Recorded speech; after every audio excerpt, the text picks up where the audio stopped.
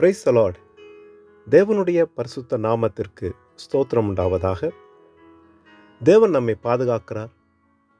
சுகபலத்தை தந்து பலத்தோடு வாழும்படிக்கு தேவன் நமக்கு அனுக்கிரகம் செய்கிறார். கர்த்தர் நம்மை ஆசீர்வதிப்பாராக. இன்றைய நாளிலும் கர்த்தரே நமக்கு துணை என்ற தலைப்பில் 2 சாமுவேல் புஸ்தகம் 22ஆம் அதிகாரத்தில் 32வது வசனத்தை நான் வாசிக்கிறேன். கர்த்தரை அல்லாமல் தேவன் யார்? நம்முடைய தேவனை அன்றி கன்மலையும் யார்? பிரியமானவர்களே, தாவீது தொடர்ந்து தன்னுடைய பாடலிலே இந்த வசனத்தை சொல்லுகிறார். நம்முடைய தேவனே தேவன், அவரே நமக்கு கன்மலை, அதாவது அவரே நமக்கு பாதுகாப்பு. வனாந்திரத்திலே ஆடுகள் மேய்த்து கொண்டிருந்தவன், அவனுடைய குடும்பத்தார் கூட அவனை ஒரு பொருட்டாக எண்ணாமல் இருந்த சூழ்நிலையிலே கர்த்தர் அவனை சந்தித்தார். ராஜாவாக அபிஷேகம் பண்ணினார். ஒரு உயர்ந்த ஸ்தானத்திலே உயர்த்தினார். அவனுக்கு எத்தனையோ தீமைகள் உண்டானது. அவனை கொலை செய்யும்படிக்கும் ஜனங்கள் அவனை பின்தொடர்ந்தார்கள்.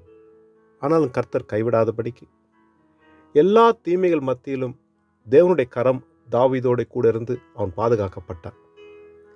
இப்பொழுது இந்த வார்த்தையை சொல்லுகிறான், கர்த்தர் எனக்கு கன்மலை, அவரே எனக்கு பாதுகாப்பு, இது நாள் வரையிலும் என்னை நடத்தினவர் தேவன் என்று சொல்லி தைரியமாய் சொல்லுகிறார். நமக்கு நம் வாழ்விலே துணையாய் இருப்பவர் தேவன்.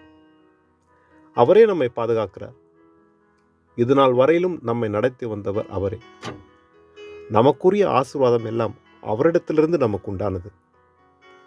அவரே நம்மை நடத்துகிறார், நடத்தி கொண்டிருக்கிறார், இன்னும் அதிகமாய் நம்மை நடத்துவார். அவரை நம்பியிருக்கிற ஒருவரையும் தேவன் கைவிட மாட்டார். அங்கு உபாகமம் புஸ்தகம் 32ஆம் அதிகாரத்தில் 12ஆம் வசனத்தில் பார்க்கிறோமே, கர்த்தர் ஒருவரே அவனை வழி நடத்தினார், அந்நிய தேவன் அவரோடே இருந்ததில்லை. இஸ்ரவேல் ஜனங்களை குறித்து மோசே தன்னுடைய பாடலில் இப்படியாக சொல்லுகிறார், தேவனே நம்மை நடத்தினார், தேவனே யாக்கோபை நடத்தினார். தேவன் அவனை நடத்தும் பொழுது அவரை அல்லாமல் வேறு யாரும் இருந்ததில்லை, கர்த்தரே அவனை நடத்தினார் என்று சொல்லி பார்க்கிறோம். நம்மை நடத்துகிறவரும் தேவனே, இதனால் வரையிலும் நம்மை காப்பவர் தேவனே. அவரே நம்மை தாங்குகிறார், தாங்கிக் கொண்டிருக்கிறார். இன்னும் வரப்போகிற நாட்களிலும் அவர் ஏந்தி நம்மை உயர்த்துவார். கர்த்தருக்காய் காத்திருப்போம். சூழ்நிலைகளை பார்த்து நாங்கள் சோர்ந்து போகும்பொழுது கர்த்தருடைய வசனத்தை பார்ப்போம். கர்த்தர் நிச்சயமாகவே நம்மை பெருக செய்வார். சூழ்நிலைகள் நமக்கு விரோதமாய் போராடுகிற எல்லா காரியங்களையும் தேவன் தலைகளாய் புரட்டி போடுவார். அந்த காரியங்கள் இடிந்து விழும்படிக்கு தேவன் செய்வார். கர்த்தர் தம்முடைய ஜனங்களுக்கு உதவி செய்கிறவர். அவருக்கு முன்பாக முழங்கால் படி இடுகிற முழங்கால்கள் ஒரு நாளும் தோற்று போகாது. கர்த்தர் நிச்சயமாய் ஆசீர்வதிப்பார், நடத்துவார். ஜெபம் செய்வோம். இரக்கமுள்ள நல்ல தகப்பனே, இந்த நல்ல காலை நேரத்துக்காக உமக்கு நன்றி செலுத்துகிறேன்.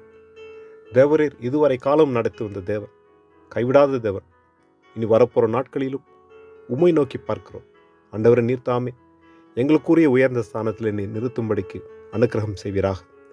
தீமைகளை புரட்டி போடுங்க, அசுத்தங்கள் தோற்று போகும்படிக்கு செய்யுங்க. ஆண்டவரே, உமக்கு முன்பாக ஆண்டவர் தாப்பனே நிற்கிற ஒவ்வொருவரை நீ உயர்த்தும்படிக்கு எல்லாம் இயேசு கிறிஸ்து நாமத்தில் ஜெபிக்கிறேன் நல்ல தாப்பனே. ஆமென், ஆமென். கர்த்தர் தாமே நம் அனைவரையும் நிறைவாய் ஆசீர்வதிப்பாராக. ஆமென்.